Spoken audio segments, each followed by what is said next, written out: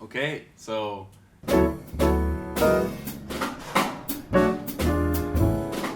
now we have a floor tom.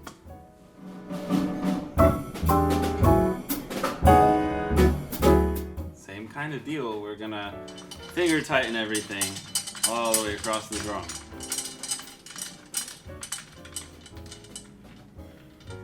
By the way, I'm starting with the resonant head. I usually do that. I don't know why. I don't think it's particularly important, but that's just what I'm used to.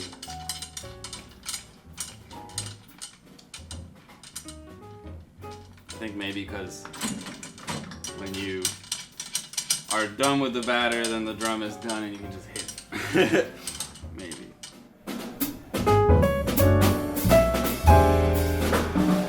Alright, so that's finger tight. We have a Ludwig head on this. It's sort of a mismatch, but it's cool.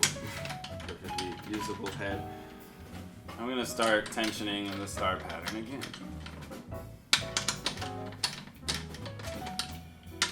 I'm giving it more turns just because it's not quite as tight. So I'm sort of looking for feeling for the tension here.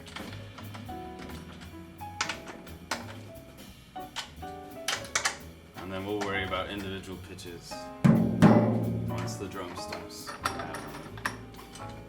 So we're gonna stop these. Alright, so that's much lower.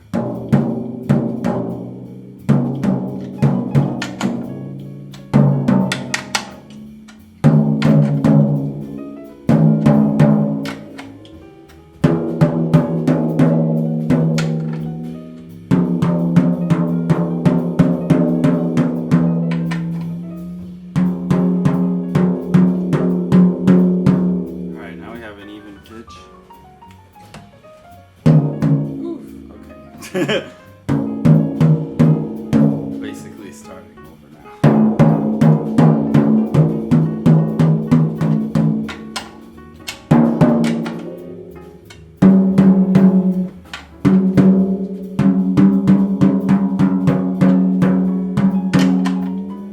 There we go. So sometimes it can be a little tricky to find like the culprit, so to speak, which one is off. Especially if they're all a little bit all over the place. So, you know, it can pay off to like experiment a little bit and see, you know, just kind of narrow it down, rule out the ones that are not where you want them.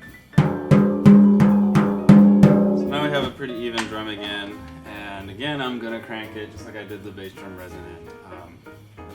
The same thing to the fundamental pitch that the drum's gonna end up at. So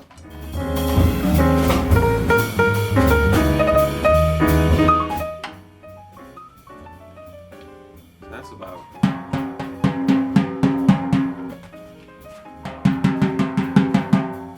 That's pretty much where I want it, not much higher than that. So that's a pretty cranked floor tom. You'll see.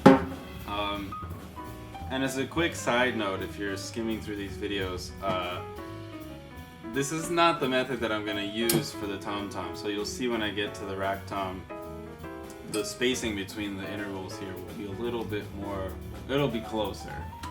I find this works well with deep drums. You know, I've tried like super shallow floor toms and it's the same thing. It sort of changes how the pitches interact in the drum.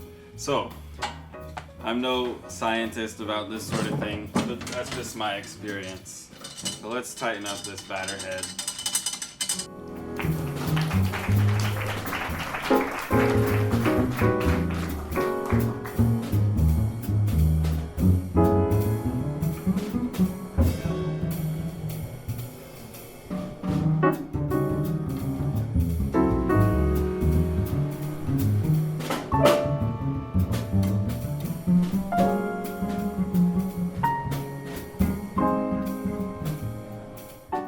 Alright, so we have a finger tight drum.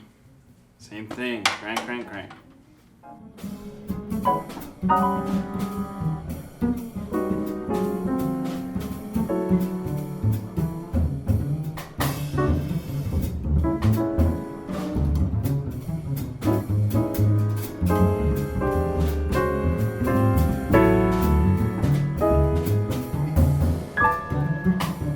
So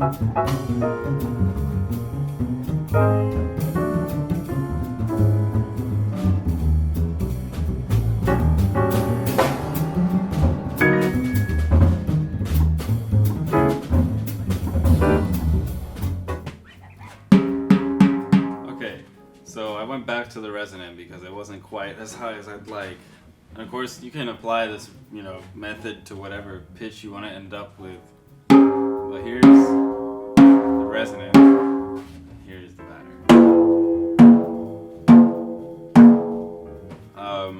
Again, kind of a minor third between these.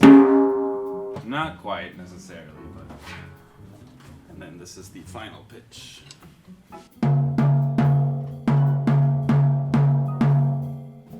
So, yeah, this is how I tune my floor tom. Always align your logos, folks. It's the most important part.